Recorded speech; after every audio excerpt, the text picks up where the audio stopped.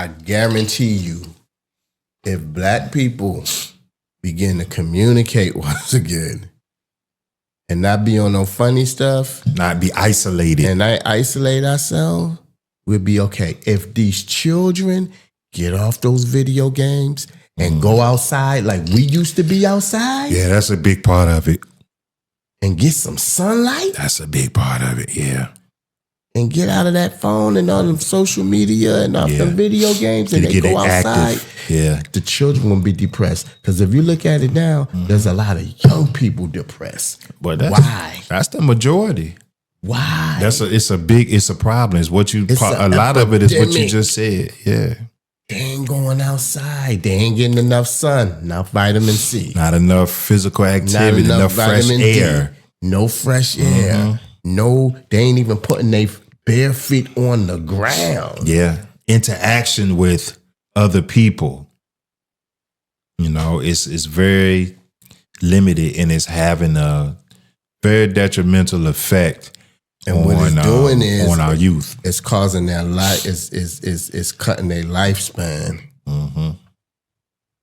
It is, and quality of life. And quality of life. This is an unprecedented time where we have so many young people threatening to harm themselves, threatening to harm others, threatening to commit suicide, committing suicide, anxiety, depression. It's through the charts. It's through the roof, like it's off the charts. It's crazy. And then people say, well, I don't know what made him like that. Little Billy I gave little Billy everything he needed. I don't know what happened. You didn't give him everything. Yeah. You ain't give him no community. You gave him what you thought he needed. You ain't give him no community. You kept him locked inside. You kept him away from, this is this thing even with, one parent keeping the child away from the other parent. Oh, man. That caused that child to go through some type of depression in the long run. You're being selfish.